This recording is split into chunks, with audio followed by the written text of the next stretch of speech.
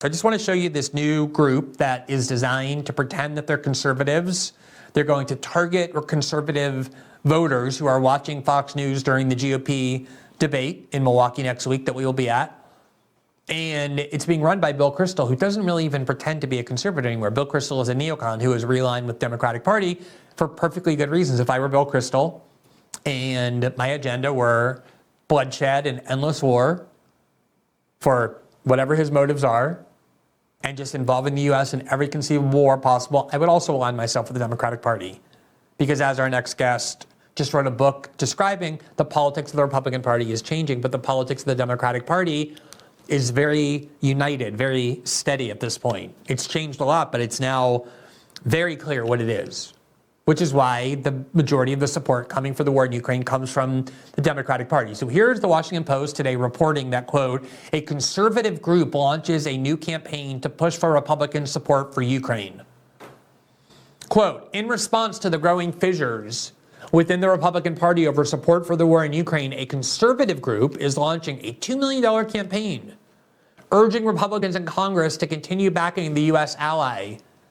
Defending Democracy Together. That's the name of the organization. That's what the war in Ukraine is about. Defending democracy together, meaning arming a government that, even before this war, has been closing oppositional TV stations and banning political parties, and now is under martial law indefinitely. They just extended it again, Zelensky did, for another 3 months, canceling, in all likelihood, the elections that had been scheduled for the fall, the legislative elections. So the Bill Kristol's group is called Defending Democracy Together. What we do to defend democracy together is we send tens of billions of dollars of arms to fuel the war in Ukraine forever. An organization led by Republican strategist Sarah Longwell, who I believe works for The Bulwark, which is the Piero Midyar-funded website run by Bill Kristol, and conservative political commentator Bill Kristol. They're launching, quote, Republicans for Ukraine, to get congressional Republicans to commit to continuing funding aid for Ukraine ahead of what is likely to be a lengthy appropriations fight. The organization gathered testimony from more than 50 pro-Ukraine Republicans, voters, which will be shared in an ad campaign that will air starting Tuesday until the end of the year. The advertisements will appear online, on billboards, and on national television, including during the first Republican presidential debate on August 23rd in Milwaukee, which Fox News will broadcast. In an interview with the Washington Post, Longwell, who runs regular focus groups with Republican voters, said one of the most, quote, alarming trends she has seen over the past few years is, quote, a real drop-off in support for Ukraine. Oh, do you think? You think while people are struggling, while their real wages are stagnant or decreasing, and their towns are overrun with fentanyl deaths, and there's addiction and despair and depression and anxiety all over the place, and people feel crushed by the deindustrialization of the United States, is it really a surprise that people are starting to say, wait a minute, I thought this war was going to be pretty fast. I thought Ukraine was winning. How many billions of dollars are we going to keep pouring into this war?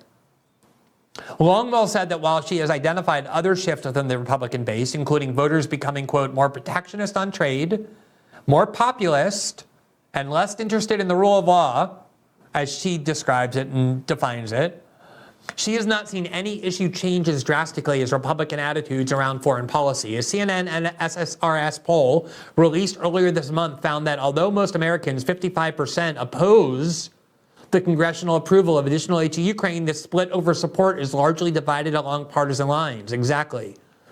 Among GOP voters, 71% think Congress should not authorize new funding, and 59% say the United States has done enough to help Ukraine. Democrats, however, say the opposite, with 62% saying they favor additional funding and 61% saying the United States should do more.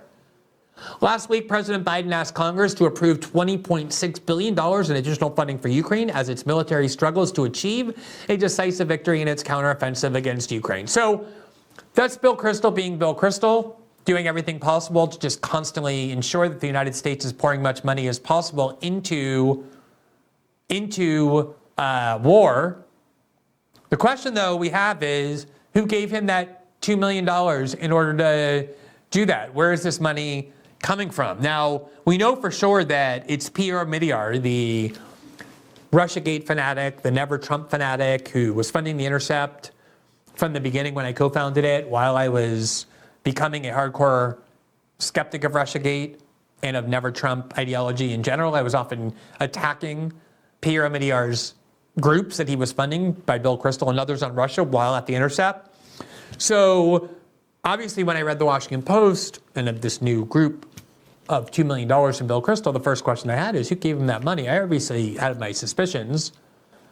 And then we looked into it, and lo and behold, here's what we found. This is from Open Secrets, October of 2020. Never Trump Group is 2020's top dark money spender so far.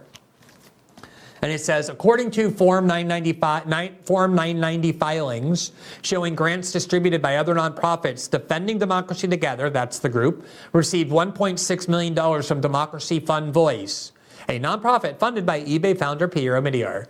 It also received $75,000 from the Hopewell Fund, a nonprofit with ties to the top dark money donor of the 2020 election cycle, the liberal 1630 Fund. Still, the vast majority of its funding comes from sources unknown to the public. Defending Democracy Together have partnered with the Lincoln Project to turn Republican voters against Trump.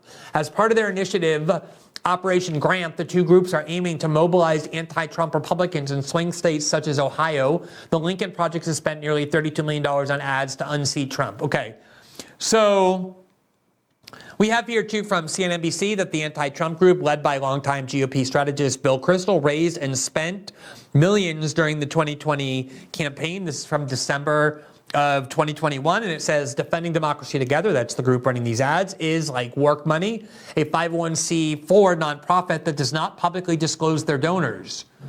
Its 990 disclosure form shows two anonymous donors, each worth over $10 million. One of those donations came from the 1630 Fund, a dark money fund that often backs Democratic-leaning causes. Previous backers of the group include a foundation run by conservative media mogul Rupert Murdoch's son, James Murdoch, and his wife, Catherine. The Murdoch family owns a sprawling media empire, including Fox News. Another previous financier of the group is a foundation funded entirely by eBay founder Pierre Omidyar.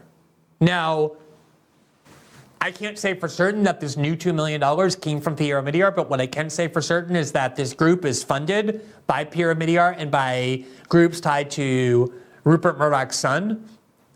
And what they're doing is really a fraud. They're pretending to be Republicans supporting the war in Ukraine, when in reality it's being run by Bill Kristol, who's not a Republican in any way. He explicitly renounced his connection with the Republican Party. But anyway, that's how the United States works. You work hard, you give your tax money to the United States, your communities are crumbling, you often don't have health care, the infrastructure in the United States is crumbling, there's all kinds of deaths from despair, and then the multi-billionaire Pierre Omidyar gives money to Bill Kristol to try and propagandize Republican voters to sending more and more and more billions of dollars to a war that has become increasingly futile and yet increasingly horrific. That war is grim, and there is no end in sight. And why it is that whoever's funding Bill Kristol has such an interest in keeping the war going in Ukraine. There's been reporting that Pierre Omidyar actually gave money to the, quote, pro-democracy groups in Ukraine that played a big role in the removal of Ukraine's democratically elected president. You have billionaires just playing around the globe as though it's their little Risk game, like little boys playing Risk. And that is so much of how our politics functions. Thanks for watching this clip from System Update, our live show that airs every Monday through Friday at 7 p.m. Eastern, exclusively on Rumble. You can catch the full nightly shows live or view the backlog of episodes for free on our Rumble page. You can also find full episodes the morning after they air across all major podcasting platforms, including Spotify and Apple. All the information you need is linked below. We hope to see you there.